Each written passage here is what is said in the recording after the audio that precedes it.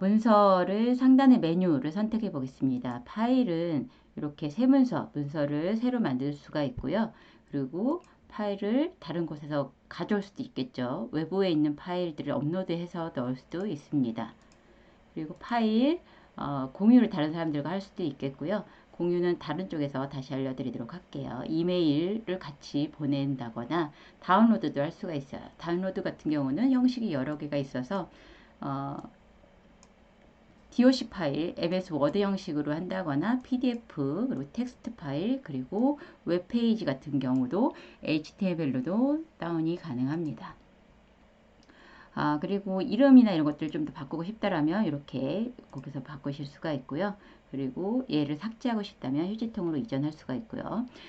저장을 하는데 이게 저장이 자기가 스스로 알아서 하잖아요. 그래서 여기 보면은 중간중간에 내가 저장하는 곳을 이렇게 선택해서 이전의 버전으로 다시 돌아갈 수가 있거든요. 그래서 파일을 여기 버전 기록을 현재 버전의 상태를 기록하고 싶다. 그러면 현재 버전 이름을 지정을 해줍니다. 예를 들어서 2023년 05 이렇게 해볼게요. 05 11 20 40 이런 식으로 시간까지 저장을 이렇게 한다라고 하면은 제가 나중에 이렇게 갔을 때 이런 식으로 이전에 이렇게 저장된 그 시점으로 갈 수가 있는 거예요. 이전으로 갈 수도 있고 그리고 방금처럼 내가 저장한 그쪽 위치로도 갈 수가 있습니다. 파일에서 또 언어나 이런 걸 지정할 수가 있는데요. 이런 것들은 좀 이따 보겠고요. 수정이나 이런 것들도 가능하겠죠. 보기 기능을 보면은 내가 어떻게 모드를 볼 수가 있는지 제한하고 보기 모드로 어떻게 선택할 수 있는지 한번 체크해 보시고요. 삽입에서도 여러 가지가 있죠. 그래서 표를 삽입하거나 그림을 그려서 삽입할 수도 있고요. 차트 같은 걸 넣을 수도 있어요. 그림 이모티콘이나 그리고 우리 스마트 칩 같은 경우는 골뱅이 해서 들어가는 거랑 똑같다고 보시면 되겠고요. 그리고 워터마크도 추가할 수가 있습니다. 워터마크 같은 경우는 이런 식으로 이미지를 등록해서 화면에 이미지 바닥이나 이런 쪽에다가 워터마크를 추가할 수도 있어요. 머리글과 바닥글도 추가할 수가 있고 우리가 일반적으로 문서에서 사용할 수 있는 것들은 다 사용이 가능하다라는 것들 체크해 주시면 되겠습니다. 그리고 서식에 갔을 때는 서식도 텍스트나 이런 것들을 굵게 하는 건지 바깥으로 다 빠져나와 있는 자주 사용하는 것들은 다 빠져나와 있다고 했죠. 이런 식으로 보시면 되시겠고요. 그리고 확장 프로그램들을 좀 더 설치해서 넣을 수 있습니다.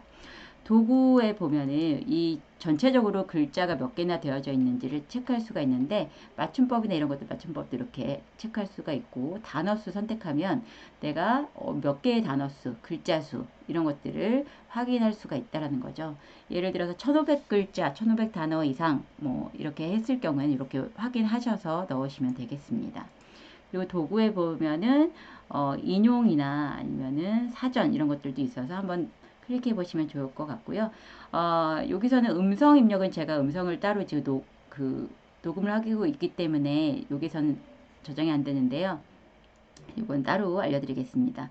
문서 번역도 가능한데 현재에서 지금 이 글들 자체를 내가 영어로 하겠다라고 하면은 영어를 선택을 해서 번역을 누르면 기존에 있는 문서 그대로 두고 번역된 문서가 이렇게 나오기도 합니다. 그래서 내가 글을 쓰고 난 다음에 번역된 문서를 이렇게 한 번에 만들 수도 있다. 우리나라 글을 다른 나라 언어로 하는데 영어만 할 수 있는 게 아니라 되게 다양하게 해볼 수가 있습니다. 그래서 도구에 그런 것들이 있다라는 거 확인을 해주시고요. 그리고 네, 이 정도만 보면 될 것 같습니다. 그리고 오른쪽 상단에 보시면은 이렇게 블럭을 잡고서 정렬을 가운데로 한다거나 오른쪽 이런 식으로 할 수가 있겠죠. 정렬도 할 수가 있고 그리고 줄단락 간격은 아까 줄단락 간격 다시 해볼게요. 이렇게 1.5배 그리고 자기가 선택해서 한다면 맞춤 간격 이렇게 할 수가 있고요. 그리고 체크박스를 만들고 싶다라고 하면 이게 블럭이 선택된 상태에서 이렇게 누르시면 체크박스가 다 한꺼번에 되어집니다. 다시 한번 누르면 체크박스가 없어지고요. 앞에 분릿 같은 것들이 처리가 되게 하고 싶다면 이렇게 할 수가 있고 분리세 모양도 이렇게 바꿀 수가 있습니다.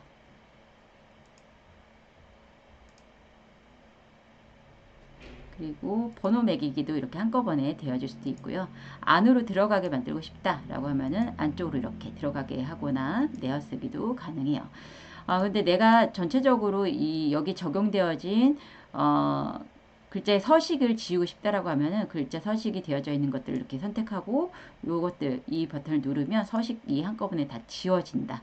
폰트 크기나 이런 게 아니라 디폴트로 되어진 걸로 바뀌어진다라는 것들도 체크해 주시면 되겠습니다.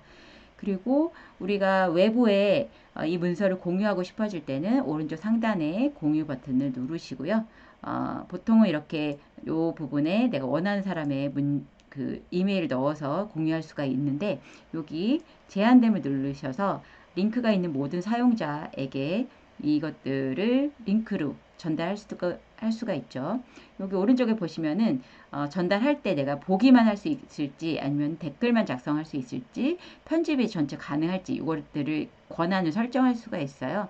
그래서 내가 사람들이 수정은 안 했으면 좋겠고 볼 수만 있게 하고 싶어 라고 하면 뷰어 기능을 선택하고 편집까지 가능했으면 좋겠어. 그럼 편집 기능을 하고 난 다음에 이 링크를 복사합니다. 그리고 이 오른쪽 상단에 이 점 3개 눌러서 시크릿 창을 보게 되면 사람들에게 전달이 되어졌을 때 방금 전에 선택한 링크가 이런 식으로 보여지는 거죠. 방금 전에 제가 편집 기능을 했기 때문에 이렇게 제가 로그인하지 않은 상태라면은 거기에서 이렇게 글자를 수정하거나 할 수가 있겠습니다.